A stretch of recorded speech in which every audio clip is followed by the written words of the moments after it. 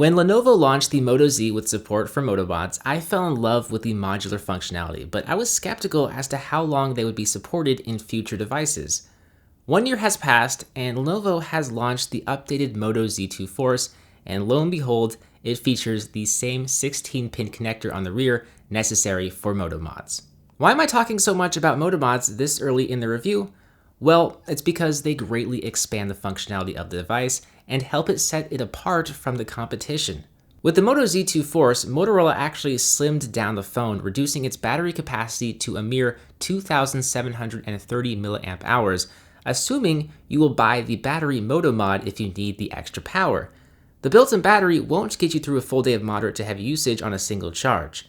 I'm not a fan of this approach. I think the device should have all the core components that make up a great daily driver smartphone. Battery life is a core component. Thankfully, the other areas are pretty darn solid. Up front lies a 5.3-inch QHD P-OLED display with great viewing angles and contrast. The AMOLED display enables the ambient Moto display feature that shows notifications when the display is asleep, and in my opinion, it's one of the best ambient displays on the market. My only complaint with this display is that it doesn't stretch to all four corners of the smartphone like the LG G6 or Galaxy S8. There's still a fairly hefty bottom chin that is starting to show its age aesthetically. There is a neat little trackpad you can use to navigate the device instead of the on-screen buttons. Once you get used to it, it actually works pretty well. A swipe to the right will go back, while a swipe to the left will bring up the overview tray. You get the idea. I like to have options, but I did find myself sticking with the on-screen buttons most of the time. The fingerprint scanner is also built into this home button here. It works to unlock the phone very well. I mentioned I would have liked to have seen less bezels, less of a chin, but since this phone employs Moto mods, there's really no other area on the phone where you could install a fingerprint scanner.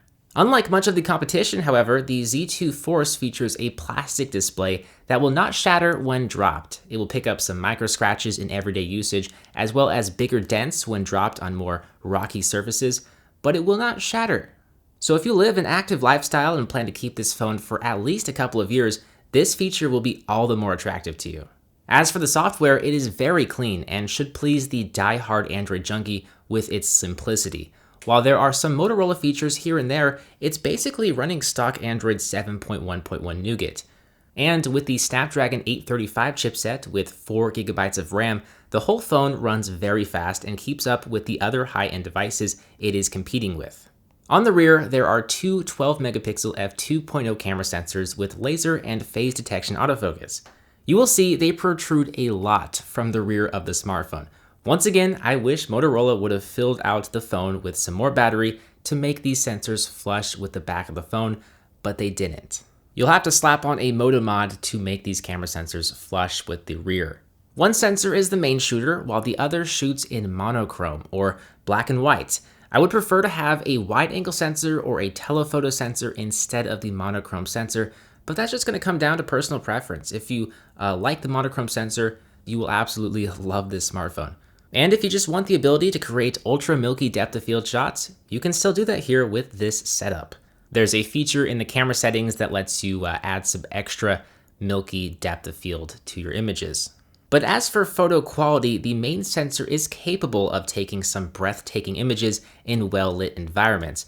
But generally speaking, photo quality is high, just not superb. There's no optical image stabilization built in, so photos can often come out slightly blurry due to the lack of stabilizing hardware.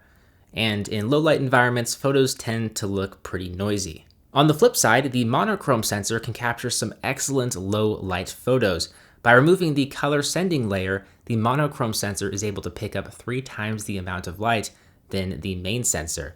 The only downside, your photos will be in black and white.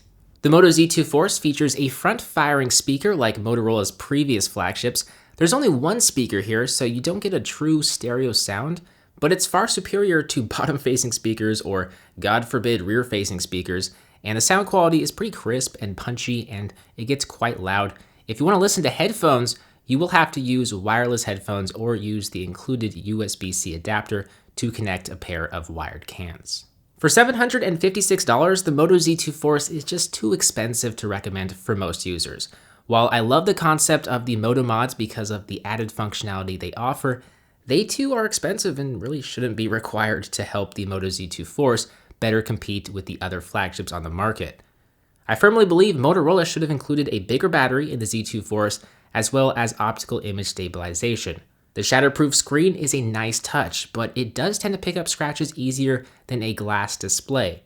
Unless you really need this shatterproof display and the top of the line specs, I'd recommend you look into the Moto Z2 Play, which offers similar specs and features, but at a much more affordable rate. I'm curious to hear your thoughts of the Moto Z2 Force in the comments down below. I'm BoHD from PhoneDog.com. I will see you in the next video. See ya.